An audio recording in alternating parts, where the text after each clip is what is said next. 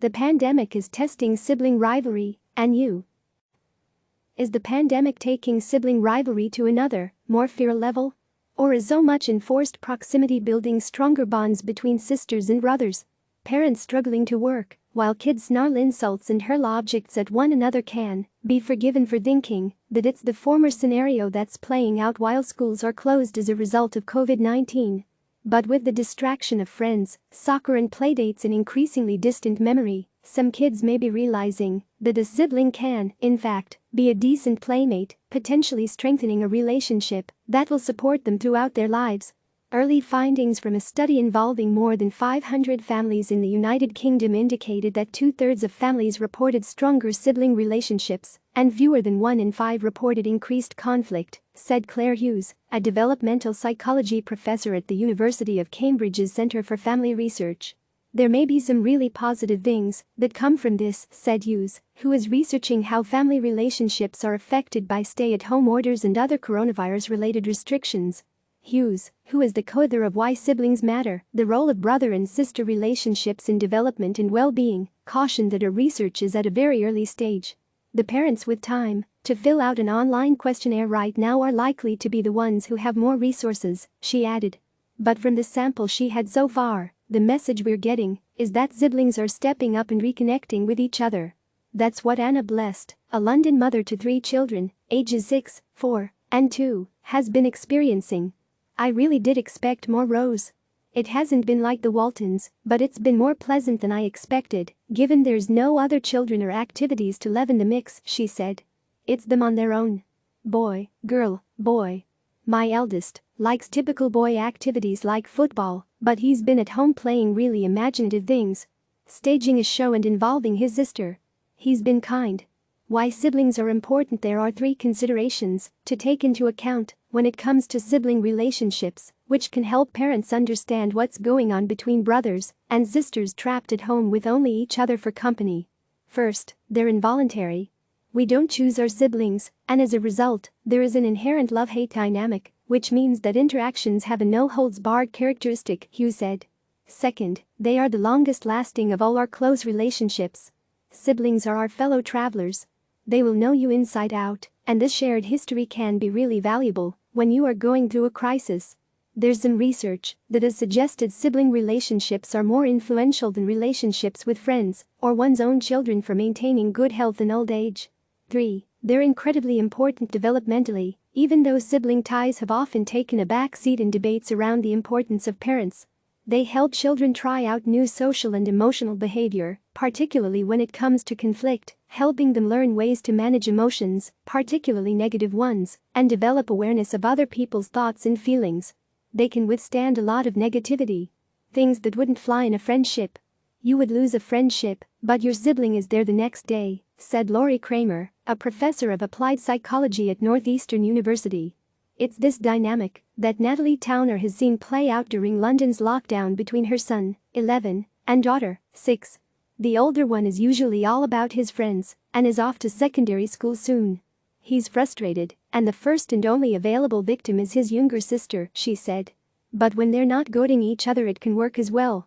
He's played games with her he hasn't played in a long time, like hide and seek, that he wouldn't normally do. Sibling relationships are also highly variable with huge differences as a result of age gaps, birth order and gender. Nor, it's important to note, is a sibling necessary or sufficient in life. It's not like only children are missing a bit, said Alison Pike, a professor of child and family psychology at the University of Sussex in the UK. It gives me pause when so many parents say I want my firstborn to have company. Sometimes it works out that way. Sometimes it doesn't. In the same boat in times of stress the natural tendencies of people get highlighted, Pike said, for good and bad. My kids are playing more together more than they ever had. But they are getting on each other's nerves more and fighting. It kind of exaggerates things across the board, Pike said. If you imagine a graph with ups and downs, I think the pandemic, exaggerates the ups and downs. You're going to see positive and negatives heightened, she added. Pike thought the shared experience, whether it's the glee of unlimited screen time or dealing with your parents arguing more, could help forge closer bonds.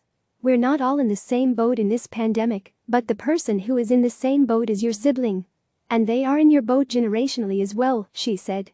It will be the story our children will tell their children when they complain about being bored. Good relationships often improve under difficult situations, with some siblings drawing closer, for example, during parents' divorce, said Jonathan Caspi, a therapist and professor in the Department of Family Science and Human Development at Montclair State University in New Jersey. But the reverse can be true, poor relationships can get worse. Spending so much time together, generally, makes for better relationships because you're forced to have to work through conflicts, he said. Reset button? With our kids' super scheduled childhoods now on pause, parents can hit reset on the often neglected sibling relationship, Northeastern University's Kramer said. This is a great moment in history where we're at home, where parents can take advantage of this, Kramer added. How can we use this as a moment to get siblings to engage with each other more positively?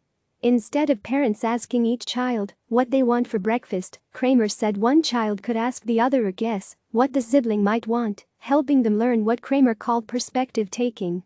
Another suggestion as parents grapple with homeschooling is to find out what the older and the younger children could teach each other. She has created an online resource that can help encourage fun, friendly and low-conflict interactions between brothers and sisters ages 8 and under. Other advice included finding activities where there is no winner or loser and kids have to cooperate to achieve a goal. How to stay sane, but if the caterwauling and fights just won't stop, here are some tips on what you can do to stay sane and help kids get along. First, look after your own mental health. A lot is being asked of parents right now, and kids respond to your own stress, Caspi said. When they see and feel this tension, they fight more. It's important to take stock of your own anxiety. Scheduling one-on-one time is really important, Pike at the University of Sussex said, even if siblings get on well. She suggested staggering bedtimes or letting one use a screen while you spend time with the other. Intervene or ignore. Some parenting experts advise hesitating if you hear a ruckus and only intervening when absolutely necessary, with some research suggesting that children fight more in the presence of a parent. However, Kramer found that children, especially younger ones, behave more antagonistically to each other when parents don't intervene.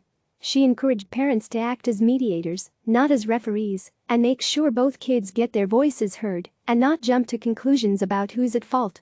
Praise the good moments, Caspi said. Like not waking a sleeping baby, it can be tempting to leave your kids alone when they're playing nicely and get some work done. But you should be. If you're only parenting the bad stuff, it can make you feel like you're failing, he said. People who are closer report fighting more, Caspi said, and you should take comfort in that fact. People who don't, they're not in each other's spheres. Click subscribe to receive the latest news.